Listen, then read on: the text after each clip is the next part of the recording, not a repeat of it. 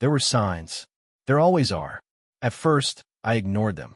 Not because I was blind, but because I didn't want to believe my own wife could be the kind of woman who'd betray me. And Brian?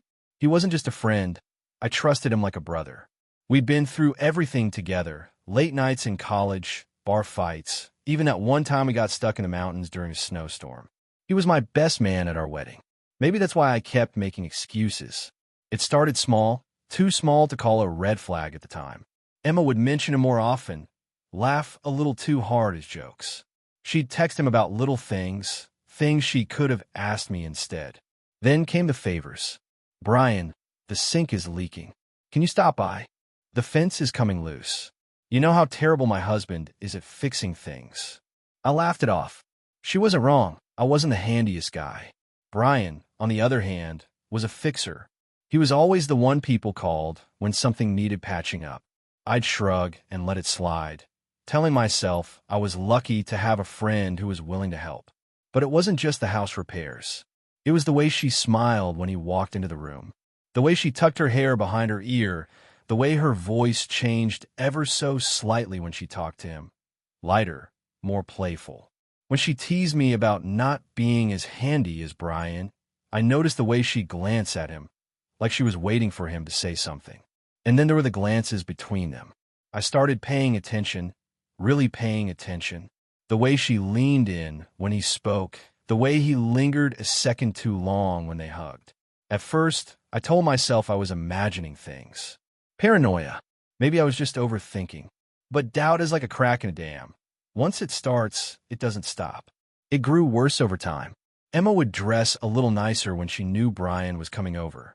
She'd touch up her makeup, put on perfume, and when I joked about it, she'd roll her eyes and call me ridiculous. It's just Brian, she'd say. Just Brian. I should have confronted her then. Should have called her out. But I didn't. Instead, I waited. And watching them, I realized something. I was the fool in my own marriage. That realization settled in my gut like a stone. Then came the night that changed everything. It was late, later than I usually got home. Emma hadn't expected me. Hell, I hadn't expected me. My work shift ended early, and instead of texting her like I usually did, I decided to surprise her. The house was quiet when I stepped inside. Too quiet. The kind of silence that tells you something isn't right before you even understand why. I glanced at the kitchen. The sink was empty. No dishes. The living room? Clean. The TV off. That's when I noticed Brian's truck in the driveway. My heartbeat picked up. My first instinct was to dismiss it. Maybe he had just dropped by. Maybe they were talking about something. Maybe... No. My gut told me otherwise. I moved through the house, my footsteps heavy on the hardwood floor. No sound. No movement. Then I heard it, the faint creak of the bed from upstairs. My bed. I don't remember moving up the stairs. Don't remember the moment my hand closed around the doorknob. But I do remember what I saw when I pushed that door open. Emma. Naked. Straddling Brian. Her fingers digging into his back. His hands gripping her waist, pulling her closer. For a split second, they didn't even notice me. Then Emma gasped. Brian turned his head, his face draining of color. Something inside me snapped. It wasn't shock. It wasn't sadness. It was pure, unfiltered rage. I had trusted them both. Trusted them with my home, my life. And now, standing in the doorway, looking at the two people who had ripped that trust to shreds, I felt nothing but the white-hot burn of fury crawling up my spine. Emma scrambled off of him, grabbing the sheets to cover herself. Brian sat up, stammering, his face a mask of guilt and panic. I didn't give them time to explain. I didn't need explanations. This wasn't just betrayal. This was war. I didn't think. I didn't hesitate. The second my mind caught up with my body, I was already moving. I grabbed Brian by the throat and yanked him out of my bed. He was bigger than me, stronger too, but I had something he didn't: rage. The kind of rage that turns a man into something else. He hit the floor hard, his bare back smacking against the hardwood. Emma screamed, but I didn't even look at her. My focus was on him, the man I called my best friend, the man I had trusted with everything. Wait, Brian croaked, his hands grabbing at my arms, trying to pry me off. I squeezed harder. My entire life, I had never been the kind of man who let anger get the best of him. I was always the one to take a step back, to be the voice of reason. But there was no reasoning with this. I had worked my ass off for everything in this house, and now he was here, sweating, naked in my bed with my wife. I wanted to hurt him, badly. I pulled back and punched him across the face. His head snapped to the side, a sickening crack filling the air. Blood pooled at the corner of his mouth. Emma shrieked, "Stop it! Stop it!" Her voice barely registered. Brian coughed, his chest heaving, but I didn't let him get up. I loomed over him, fists clenched so tight my knuckles ached. I wanted to keep going. I wanted to make sure he never forgot this moment. But then I heard her. "I was drunk," Emma whimpered, pulling the sheets tighter around her chest. I don't even remember how it happened. That did it. That was what snapped me out of it. I turned my head slowly, staring at her. Drunk? She didn't look drunk. She didn't sound drunk. She had been on top of him, moving like she knew exactly what she was doing. And now she wanted to pretend she had no memory of it? Drunk. My voice came out eerily calm, even to my own ears. Emma's lip trembled, her hands clutching the blanket like it could somehow protect her. I swear, I don't even know how we ended up. I let out a sharp, bitter laugh. She was still lying. Even now, even after getting caught with her legs wrapped around another man, she was still trying to twist the story. Typical. I turned my attention back to Brian, who was now spitting blood onto my floor. He wasn't trying to fight me. He wasn't saying a damn word. Probably because he knew there was nothing he could say that would fix this. "You need to leave," I said, my voice barely above a growl. Brian hesitated. I grabbed the nearest thing, a lamp from the nightstand, and hurled it across the room. It smashed against the wall inches from his head. "Now!" He scrambled to his feet, still stark naked, and darted out of the room, grabbing his clothes as he ran. I listened to his footsteps thudding down the stairs, the front door slamming behind him. Then it was just me and Emma. She still sat there, curled in the sheets, shaking like a leaf. Her eyes darted between me and the door, like she was waiting for me to explode again. I didn't. I just stood there, breathing heavily, staring at the woman I thought I knew. The woman I had built a life with. And all I could feel was hatred. The room was still. Too still. The only sound was Emma's shaky breathing and the distant hum of the refrigerator downstairs. I could hear my own heartbeat pounding in my ears, the weight of what had just happened settling in my chest like a brick. Brian was gone, but she was still here. I should have felt something else, grief, heartbreak, maybe even a sick sense of disbelief, but there was nothing left except raw, burning rage. Emma clutched the sheets against her chest like they could shield her from me. From my fury. From the truth she didn't want to face. Her shoulders trembled, and her lips parted like she was about to speak, but I wasn't interested in hearing whatever pathetic excuse she had lined up. I turned away, running a hand through my hair, trying to breathe through the storm inside me. The bed, the one I had slept in for years, reeked of betrayal of them. It made my stomach churn.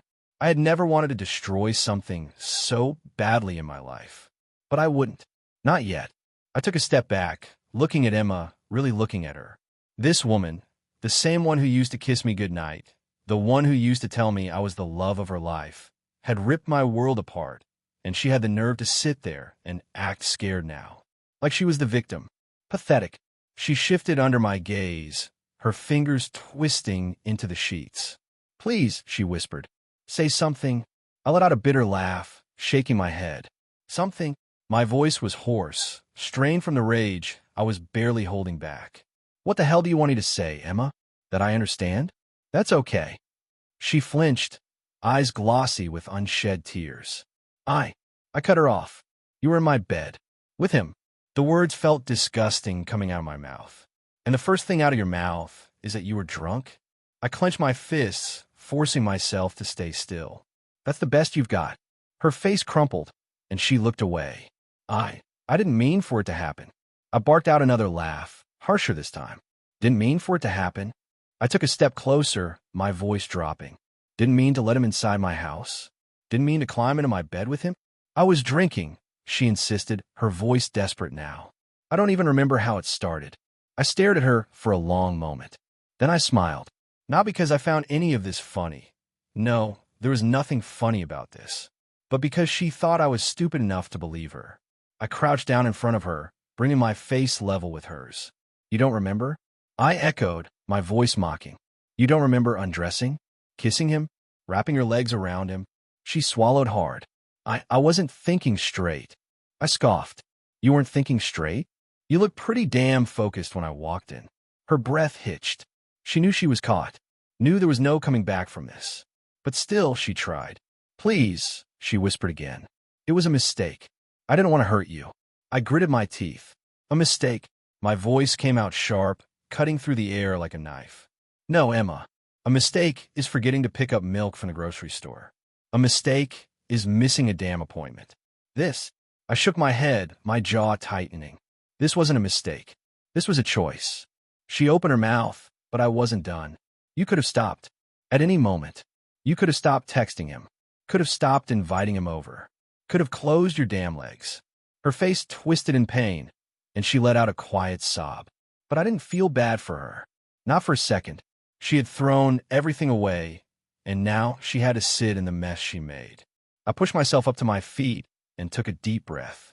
My hands were still shaking, adrenaline still coursing through my veins. I needed to get the hell out of this room before I lost what little control I had left.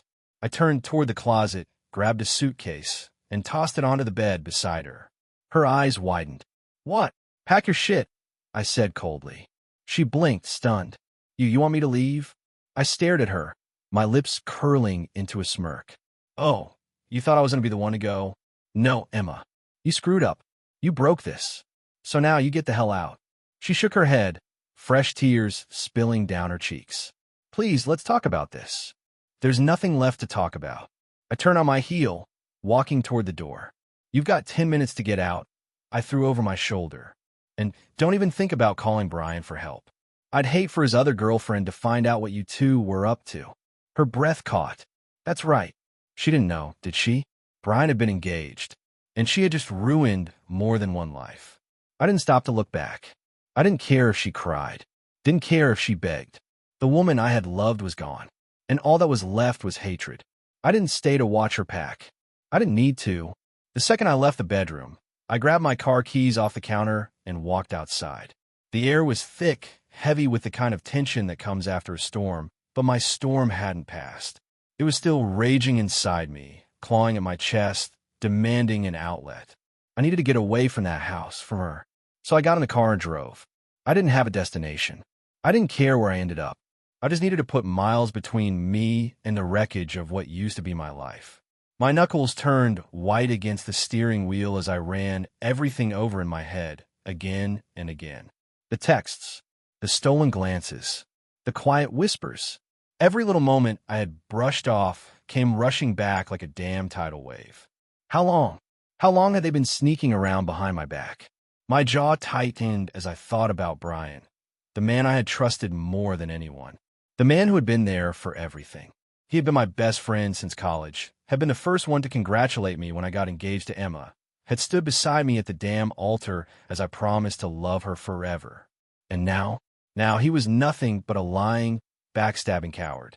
I slammed my foot on the gas, my tires screeching as I took a sharp turn. I needed to do something. I wasn't the type of guy to sit around and wallow. No, that wasn't me. I pulled into the parking lot of the nearest bar. It was one of those places where the lights were dim, the floors were sticky, and the drinks were cheap. Exactly what I needed. I walked in, barely acknowledging the bartender as I sat down and ordered a whiskey. Straight. No ice. The first sip burned, but grounded me. Reminded me I was still here. My phone buzzed. I didn't even have to look at it to know it was her. I let it ring. I wasn't ready to hear her voice. Not now. Maybe not ever. I pulled the glass to my lips, taking another slow sip. My head was still spinning, but at least the alcohol dulled the sharp edges of my thoughts. For a few minutes, I could pretend I wasn't standing in the ruins of my marriage. But then, something occurred to me. Emma wasn't just my problem. She was his problem too. Brian's fiancée. I grabbed my phone and scrolled through my contacts until I found her name. Samantha. We had never been close, but I had met her enough times to know she was a good woman. Smart. Kind. Someone who didn't deserve this. I hesitated for a moment, my thumb hovering over the call button. Was this my place? Was I about to cross a line I couldn't uncross? Then I thought about Emma and Brian in my bed, tangled up in each other. I thought about every time they had laughed at some inside joke, every time she had looked at him like that, right in front of me. I hit the call button. It rang twice before she picked up. Hey, what's up? Her voice was light, unaware. For a second, I almost lost my nerve. Almost. Then I exhaled sharply. Samantha, I said, my voice low and steady. We need to talk. There was a pause. Okay, what's going on? I swallowed hard, gripping my glass tighter. It's about Brian. Silence. Then a nervous laugh. You're scaring me. What is it? I didn't drag it out. Didn't sugarcoat it. He's been cheating on you, I said bluntly. With my wife. The silence that followed was thick, suffocating. When she finally spoke, her voice was quiet. You're lying. I almost wished I was. I caught them, I said. In my bed. Tonight. A sharp inhale. Then nothing. I could hear her breathing on the other end, could almost feel the way her world was crumbling apart, just like mine had. Then, her voice, barely above a whisper. How long? I ran a hand through my hair, sighing. I don't know, but I have a feeling it wasn't just once. Silence again. Then, a shaky exhale. Thank you, she whispered. She hung up.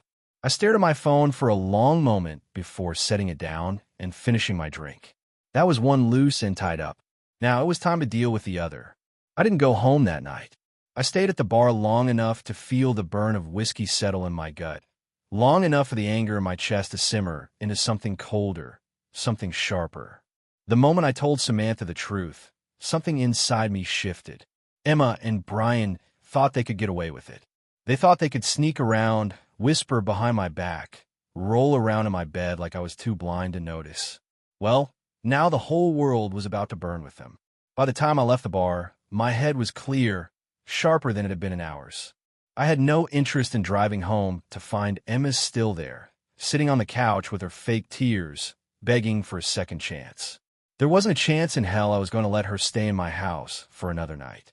Instead, I checked into a cheap motel on the edge of town, the kind with flickering neon signs and cigarette burns in the bedspread. Didn't matter. I wasn't planning on sleeping anyway. I sat on the edge of the bed, staring at my phone. Samantha hadn't texted or called back. I didn't blame her. She was probably sitting in her apartment, trying to piece together the same nightmare I had just walked out of. Maybe she was calling Brian, screaming at him. Maybe she was already packing his shit in garbage bags, throwing it out onto the street. I hoped she was. The thought of Brian standing in the cold, humiliated, abandoned, made my lips curl into something that almost resembled a smile. Good. He deserved worse. I scrolled through my phone, my thumb hovering over Emma's name. She had called me 4 times already, left 3 voicemails, and sent a dozen texts. Please, talk to me. I need to explain. I love you. This was a mistake. Where are you? I can't sleep. Please come home. Pathetic. I tossed the phone onto the nightstand and leaned back against the cheap pillows, staring at the ceiling. I wasn't coming home. Not tonight. Maybe not ever. But I wasn't done with her yet. The next morning, I drove back to the house. The second I stepped inside, I knew she hadn't left. Her shoes were still by the door, her purse still sitting on the kitchen counter. I clenched my jaw, forcing down the anger curling in my chest. I found her in the living room, curled up on the couch like she had spent the whole night crying. Her eyes were puffy, her hair a mess, like she thought looking miserable would make me feel sorry for her. She sat up when she saw me, her face lighting up with something that almost looked like relief. You're back, she breathed. I didn't say anything, just stood there, hands in my pockets, staring at her like she was a stranger. Because that's exactly what she was now. She swallowed, hesitating. I know you're angry, and I don't blame you. But please, let's talk. Talk. My voice came out cold. Talk about what, exactly? She bit her lip. I made a mistake. A terrible mistake. I wasn't thinking. I was drunk. I scoffed. Drunk. Right. It's true, she insisted, her voice breaking. I don't even remember it happening. I swear to God, I don't. It wasn't something I planned. I love you. I let out a low, bitter laugh. You love me? That's interesting, because I don't recall you loving me when you were screwing my best friend in my bed. Her face crumpled. No, I held up a hand. I don't want to hear it. Not another excuse, not another lie. You had plenty of opportunities to stop before it ever got to this point. But you didn't, did you? She shook her head, her eyes welling up again. It wasn't like that. It was exactly like that. I cut her off. You made a choice, Emma. A choice. And now you get to live with the consequences. Her breath hitched, and for the first time, real panic flashed across her face. What do you mean? I pulled a stack of papers from my pocket and tossed them onto the coffee table. She frowned, reaching for them. The second her eyes skimmed over the bold letters at the top, her whole body stiffened. Separation agreement. Her lips parted, and she looked up at me, wide-eyed. Ew. Already talked to a lawyer? I folded my arms. Last night, her hands trembled as she gripped the papers. You're really doing this? I tilted my head. What did you think was going to happen, Emma? That I'd just forgive you? That we'd go back to playing house like none of this ever happened? She swallowed hard, her eyes darting across my face, searching for something, anything, that would tell her I wasn't serious, that she still had a chance. She didn't. This isn't fair, she whispered. It was one mistake. One. I snapped. You think this was one mistake? No, Emma. This was months of sneaking around, of lying to my face, of choosing him over me every single day. Tears spilled over her cheeks. I don't want to lose you. I clenched my jaw. You already did. She shook her head violently, grabbing my arm. Please don't do this. I'll do anything to fix this. I stared at her, the woman who had once been my whole world, and I felt nothing. No, you won't, I said quietly. Because it's already broken. I stepped back, pulling out her grasp. Sign the papers, I said over my shoulder. Or don't. Either way, I'm done. I didn't wait for her response. I walked out the front door, slamming it shut behind me. And for the first time since this nightmare started, I finally felt free. I sat in my car for a long time after hanging up with Samantha. The parking lot was empty, save for a few flickering streetlights casting shadows over the cracked pavement.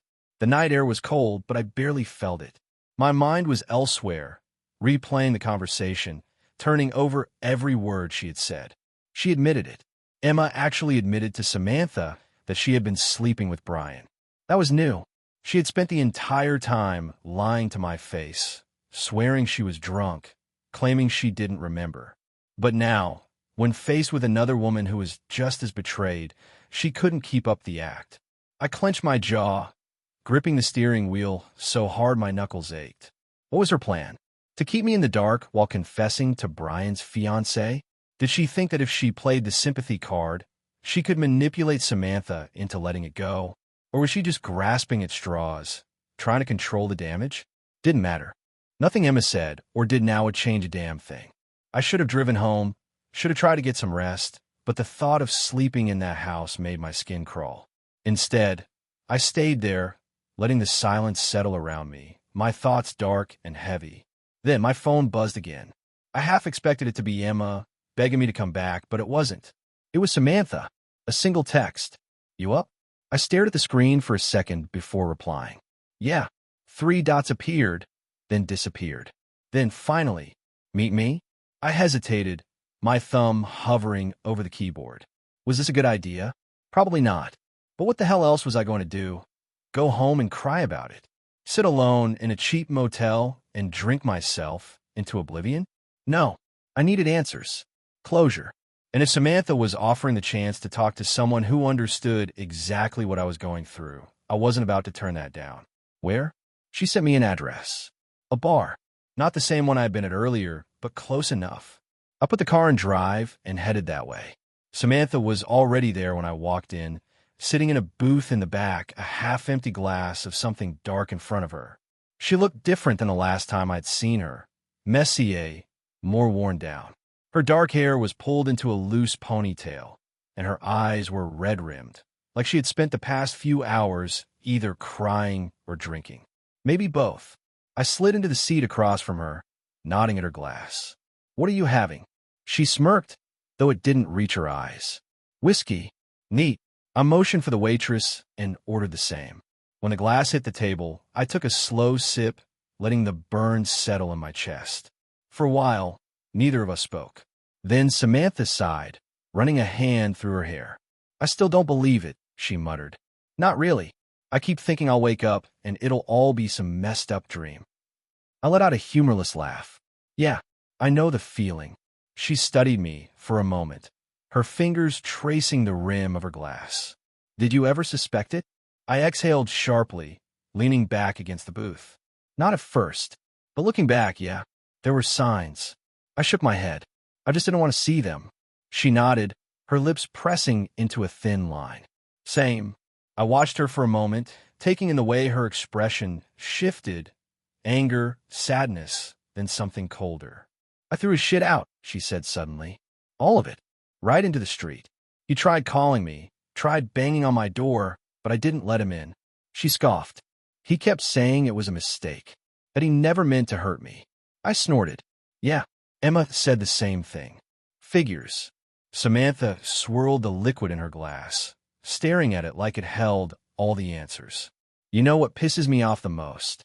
I raised a brow. She looked up, her eyes sharp. "They didn't just betray us.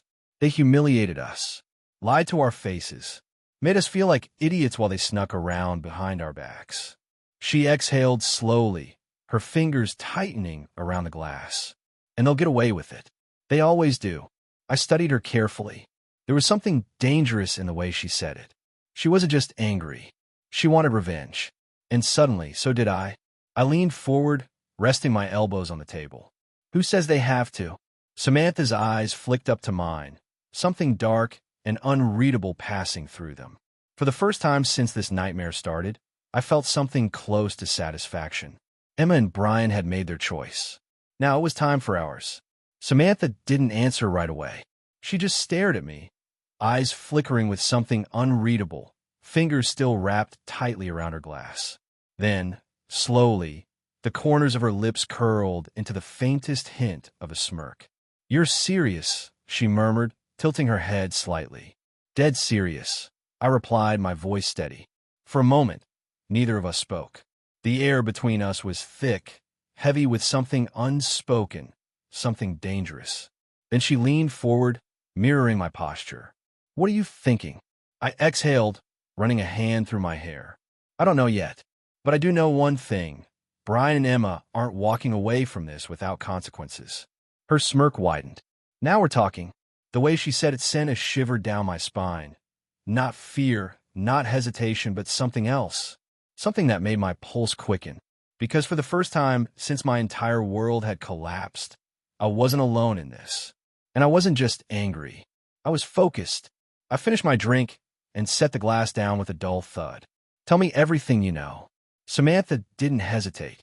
She leaned back, swirling the whiskey in her glass before taking a slow sip. "Brian and I have been together for 3 years," she started. "I thought we were solid. He always talked about the future, marriage, kids, the whole thing."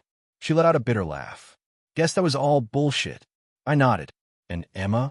She ever act weird around him before?" Samantha sighed. "Not really. I mean, she was always nice to him, but I didn't think much of it. She'd laugh at his jokes, but I figured that was just her being friendly." She paused, narrowing her eyes. "But now that I think about it, he started staying late at your house a lot. Told me he was helping with some projects you were too busy to finish." My jaw tightened. The fence, the sink, the goddamn light bulbs. I gritted my teeth. He used me as an excuse. "Yep," she said dryly. And I fell for it, like a complete idiot. I shook my head. "You're not an idiot, Samantha.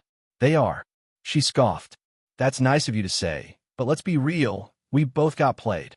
My grip tightened around my glass. "Not for much longer." She studied me for a moment, then nodded. "Agreed." We sat in silence for a moment, the weight of everything settling between us. Then she set her drink down and leaned forward again. "Okay," she said.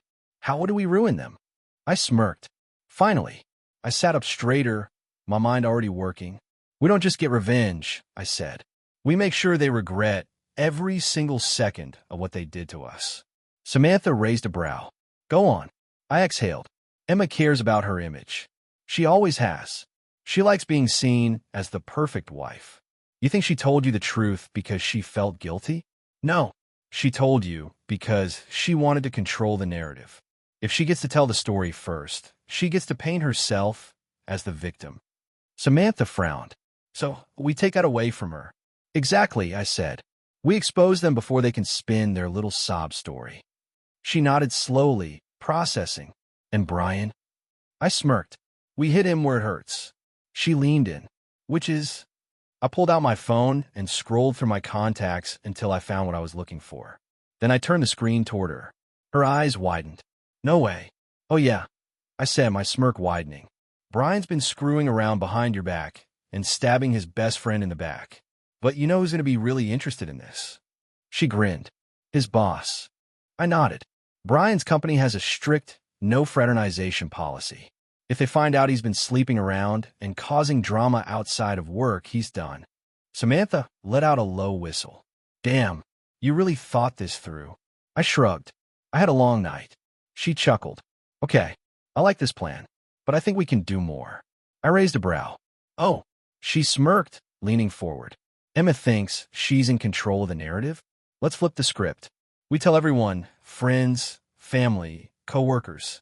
Hell, we could even throw a divorce party and make sure the entire town knows exactly what she did. I let out a low laugh. That's evil.